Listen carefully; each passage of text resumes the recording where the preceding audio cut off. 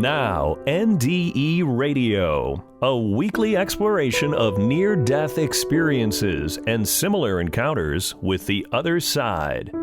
Now, here's your host, Lee Witting. Welcome to NDE Radio with Lee Witting.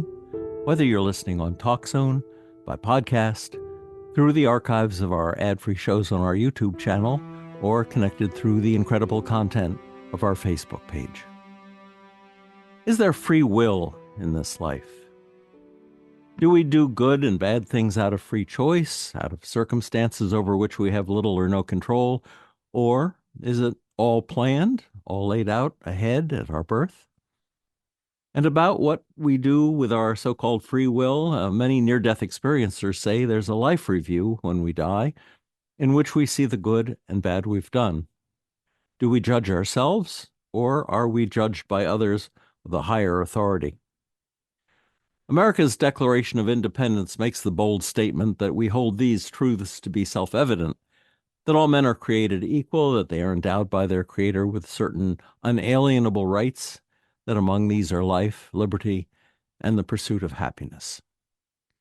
Well, we may be endowed by certain unalienable rights in this life, but having the free will to exercise them is limited during our lives by many factors, including our race, gender, family situation, social standing, education, health, wealth, and even blind luck.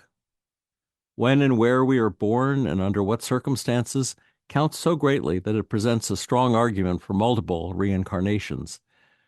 That way, at least, we'd be exposed to a variety of lives under a variety of circumstances. My personal opinion, based on this life so far, is that the free will we're offered is to choose love over fear, and even that spiritual choice is layered by circumstances beyond our control. There's an age-old debate that has raged since humans first asked why concerning the nature of free will and why each of us gets the cards we're dealt with in this life. From India comes the notion of karma, that our behavior in past lives conditions the life we are leading today, whether we've been reborn as a wealthy pasha or as a lowly spider. According to the Roman historian Josephus, the Sadducees, the Hebrew priests of the temple in Jerusalem, believed that people have free will, but no afterlife. On the other hand, the Pharisees, experts in Jewish law and teachers in the synagogues, believed people had free will and also an afterlife. Some Pharisees even believed in reincarnation. From St. Augustine's 4th century perspective comes the notion of original sin, that the free will Adam and Eve exercised in Eden to disobey God and to know good and evil resulted in our knowing good and evil, including death, just like God warned. In other words, continuous free will may only exist in a state of innocence and grace. Now, our free will is victim to a learned survival mode behavior. We are trapped by fears and desires that lead to addictive behaviors and perhaps even insanity at times. Was it of his own free will that Aaron Alexis killed a dozen people in Washington, D.C., or were the voices he heard, plus the psychoactive meds that he may have been given by the Veterans Administration, helped to pull the trigger as well? Where's the free will in that? The debate over whether free will exists was most famously engaged in the 1500s between the Renaissance rationalist Erasmus and the excommunicated monk Martin Luther. Luther argued that free will does not exist because man is a slave to sin. He also believed our fate was sealed by predestination, the notion that because God knows our future from the beginning, we are powerless to change what's already been written. Erasmus, on the other hand, argued that God's knowing the future did not determine it. An astronomer can know a solar eclipse is going to happen and yet not be causing it to happen, he argued. Erasmus insisted God gives us free will and rewards and punishes us according to how we use it. But then he adds that divine grace is the facilitator, calling grace an advisor, helper, and architect. But then it certainly could be argued that divine grace is not equally available to everyone. Erasmus' argument was made some 1,200 years earlier by the Gnostic church father Origen. He argued that we have the free will to be good and evil by turns, and his belief in reincarnation made this yo-yo effect possible over long stretches of time. He asked how God could love Jacob and hate Esau before they were born. Origen said this was possible because God knew how they'd lived their past lives. Later on, Martin Luther would have responded it was because God knew the future. He already knew their characters. And later on, John Calvin would say, Jacob was one of the predetermined elect, one of God's chosen people. If you're wondering what all this talk of free will has to do with near-death experience, it's just another way of looking for an understanding of our relationship with the big picture the NDEs disclose. Now, to advance another point of view on this, we're speaking today with Irene Kendig, author of a book that argues that pretty much all I've said up till now is essentially irrelevant. She graduated in psychology from UCLA and earned a master's in spiritual psychology from the University of Santa Monica. Her book, Conversations with Jerry and Other People I Thought Were Dead, is a fascinating text. Welcome, Irene. Thank you, Lee. It's a privilege to be here speaking with you today. Well, it's wonderful to have you with us and on NDE Radio. I wanted to start by asking a little about what a spiritual psychology is as a program at a school. Well, I first received my degree in traditional psychology from UCLA. Yes. And there was nothing about the spirit, the soul, in the study of psychology. It's been lost in our traditional universities. So at the University of Santa Monica, spiritual psychology begins with the premise that we, first and foremost, are divine spiritual beings having a temporary human experience, and that we come into life choosing our life circumstances for purposes of spiritual growth. I wanted to ask you, too, I don't know if you're familiar with this little book. It was written by a woman named Susie Smith, and she wrote a book called The Book of James, in which she said, this was back in 1974, she said that through automatic writing, she had been in touch with William James. And I went back to look at that after reading your book and thought there are similarities here between what these people are talking about in the afterlife, but perhaps you could tell our listeners the details of how you got in touch with your deceased friends. Well, I had just started the master's program in spiritual psychology in 2006, and about that time, an friend acquaintance called and told me about a woman with an extraordinary gift. She said this woman could talk to people on the other side, and that she wanted to make it her life's work. And she asked if I would be willing to do a session with her. I really had a lot on my plate at that time and hesitated. She told me that it wouldn't cost me anything. She wouldn't charge me. She would just want me to tell other people if I thought she was the real deal. And so I agreed to do a session, thinking I was doing a favor for my friend, and scheduled a session for a Thursday afternoon. I was sitting in my home office with my dog Scooter, and I was asked to give the first name of someone on the other side that I wanted to connect with. I said Biba. I didn't tell the medium that Biba was my mother or that she had transitioned 3 years earlier. And she began to describe my mother in very accurate terms. And then she said, she's playing cards. She says she's winning, and she's laughing. Does this sound like Biba? Well, if you knew my mother, you would know that she would practically greet you at the front door with a deck of cards. And in fact, some of our most profound conversations took place over games of gin rummy.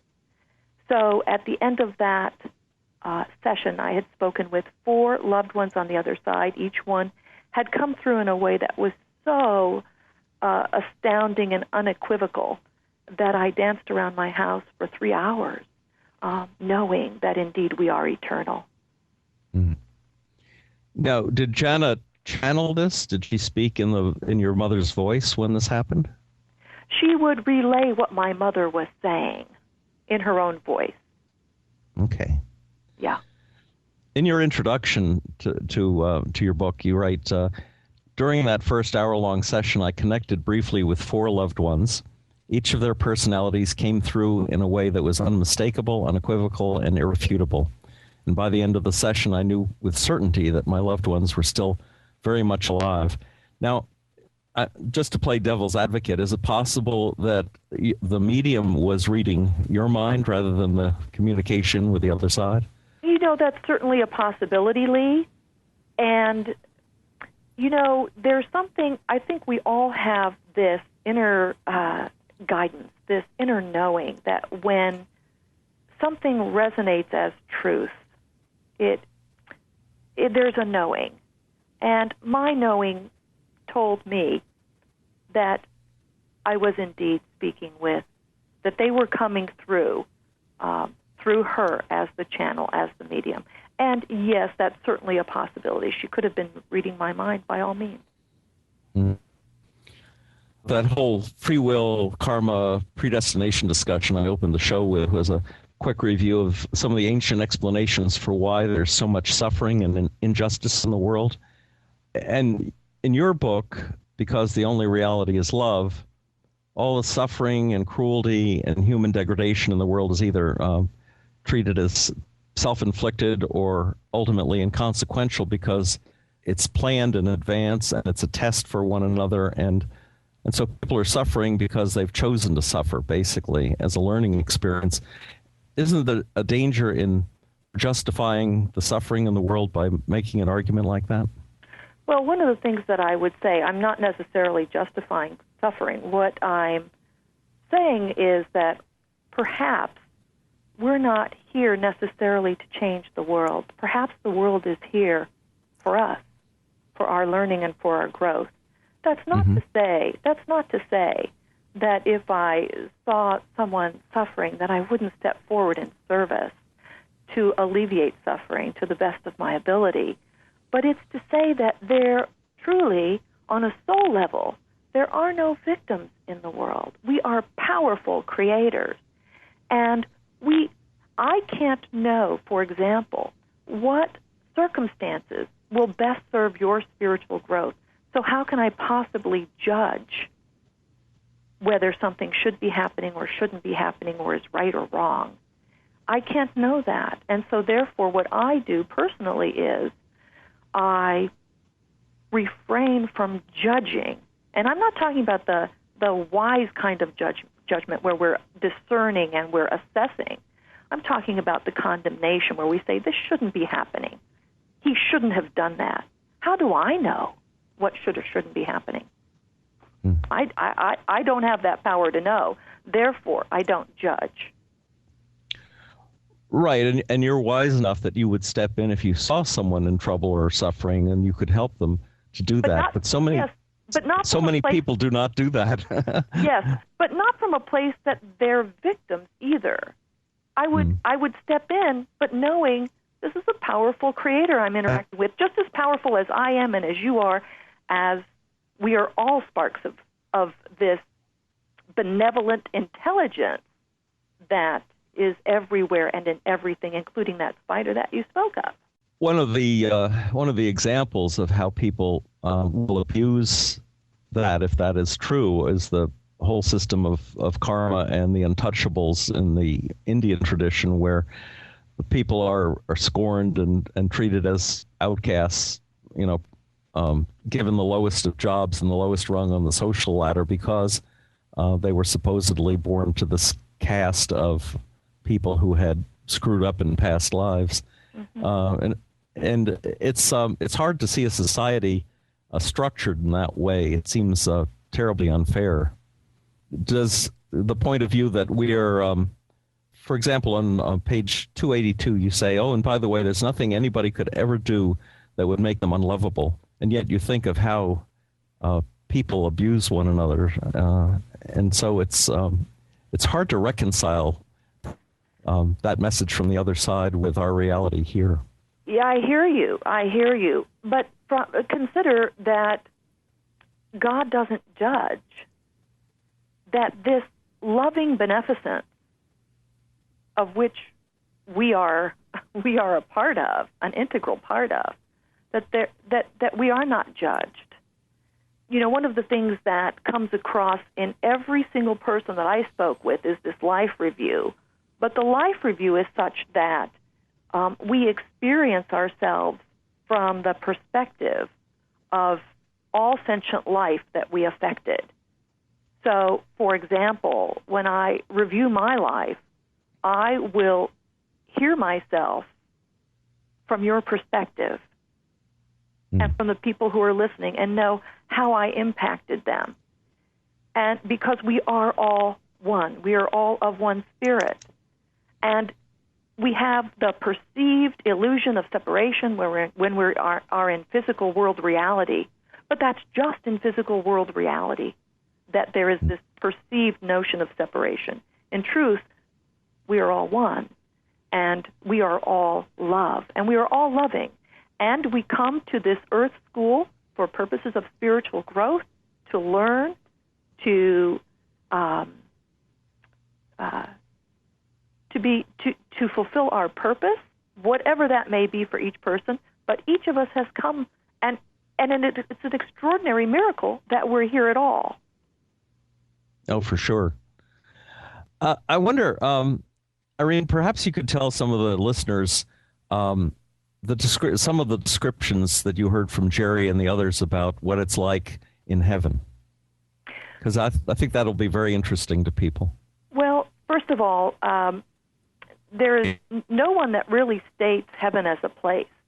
My understanding is that heaven is a state of consciousness, and that state of consciousness is as available to us here and now as it is on the other side. That the key, first and foremost, is to have a deep understanding of who we are on a spiritual level. To refrain from judging. Judging causes unnecessary suffering. And I would challenge you to find suffering that does not allow let me just restate that. Okay. Because I'm getting a little bit lost in my words here. That it's fine. heaven on earth exists here and now. That when we transition, what shifts is that we release our bodies. We no longer have a body, but we have consciousness. We are, there is no end to us, and that we continue to grow and expand. So that love, which is our essence, and I firmly believe from everything that I've read and received, that love is the essence. Love is how I would define this benevolence, this all-pervasive, all-knowing benevolence. And that we have an opportunity here on earth to experience love because it's available every moment of every day. When I'm not experiencing myself as unconditionally loving, I know it's because I'm putting something in the way, because it's available all the time. And my loved ones on the other side tell me that that's one of the things that they realized in their life review, that love was always available. And what got in the way was their judgments, that they didn't deserve to receive it, that they were unworthy or unlovable, or whatever the judgment was that got in the way, but that the love was always available. And I say we have the opportunity to experience that. That's the challenge. That's how I see the challenge, is to experience ourselves as unconditionally loving, to remove what is in the way of our experience of that. That's the challenge, I believe, here on earth. Mm-hmm. Let me tell you a little story about one of my neighbors, an elderly man who was called a couple of weeks ago by someone who said they were his granddaughter. They were in desperate need of $5,000 because they were imprisoned in another country. And because of love and trusting, he wired off this money to a con artist. And perhaps some judgment on his part would have been a good thing to have at that point in time. Yeah, absolutely. But that's the wise judgment that I was speaking of. That's discerning. That's assessing a situation. But don't we always think our judgment is wise judgment? I mean, because we're not so wise ourselves, we tend to rationalize these things. I don't think my judgment is always wise. No. Well, I don't can either. assure you it's not always wise. That's in hindsight, though. It's at the moment that it's happening, you may think, oh, that's ridiculous, or you may think that person doesn't deserve my love.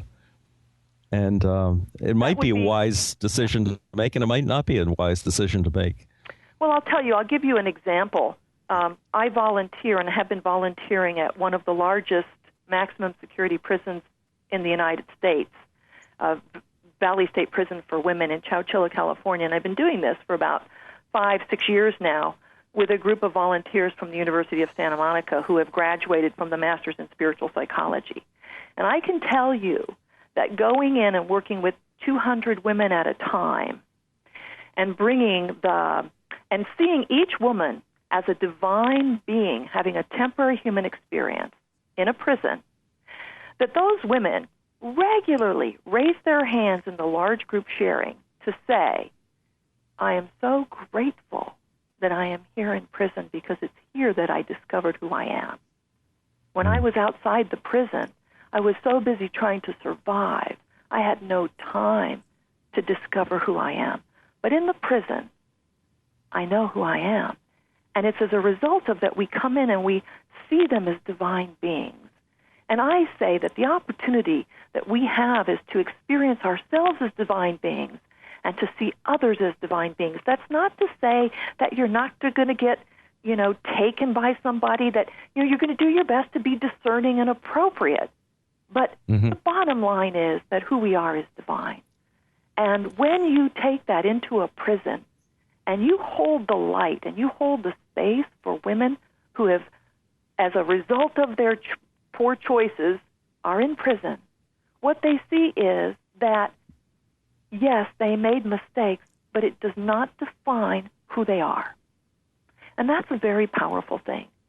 Yes. And I say that's what we have the opportunity to do every moment of every day, to be anchored in our divine essence and to carry that light out into the world. And that's the best. On some level, I say to myself, that I shine as brightly as I know how to shine, and that I listen to my inner guidance and do those things, take those actions that I believe will expand that in the world. That's how those are the choices I hope I make.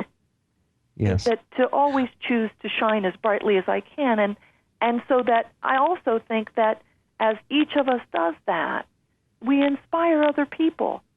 It wakes other people up when we are anchored in our own divinity. I believe that too. Irene, we just have a few minutes left, and I wanted you perhaps to tell the listeners a little about Jerry, who sounds like he was a wonderful person when he was on Earth, and a little about what he had to say about the other side. Well, what he had to say, first of all, Jerry transitioned when he was 68. He was told he had a brain tumor and that he had about 2 months to live, and he died. He transitioned. I can't use the word dying anymore. He transitioned almost to the day. He had an experience early on in life in which he, as a result of that experience, he dedicated his life to God. And he was a minister in life, and then in the latter part of his life, when he was in his 50s, he began traveling to Japan and studying with a Zen master. And about 3 weeks before transitioning, he was ordained as a Buddhist priest. He was certain that he was going to continue on, and he describes his transition as practically melting out of his body. Is there a specific question that you have? He shares so much, and there's so much about what he shares that impacts life. Yes, of course, and people will have to get the book in order to see what the impression that I had of him. But one thing that was interesting was that he could cast up scenes. If he wanted to be by the ocean, he could create the image of the ocean just by thinking about it. Yes. And in fact, when he tells me that people are sitting near an ocean, I say, is this a mini ocean? He says, no, this is an ocean. And so it's the power of creation. Somebody else in the book talks about that they were very tired after transitioning and wanted a place to lie down, and realized that what was created was perfection for them. They didn't have to have somebody else build it. In other words, that's the power of how powerful we are as creators. So these are self-created scenes, essentially, so that if I want to be near the ocean and I'm on the other side and I want to be near the ocean, I don't go to the ocean. I bring the ocean to me. Irene, tell our listeners how they can get a copy of Conversations with Jerry and Other People I Thought Were Dead. It's available on Amazon. It's available on Amazon.com. My thanks to Irene Kendig, and thanks to you again for listening. If you'd like to hear this show again or any of our more than 500 archived ad-free NDE interviews, go to TalkZone's NDE Radio site and hit the Past Shows button, or go to our YouTube channel, NDE Radio with Lee Witting, where you can subscribe to and comment on the complete NDE Radio library. And be sure to check out our NDE Radio Facebook page. Just search NDE Radio with Lee Witting on your Facebook app. And listen next Monday, 11 a.m. Eastern at TalkZone for more NDE Radio. I'm your host, Lee Witting, saying, once again, thanks for listening.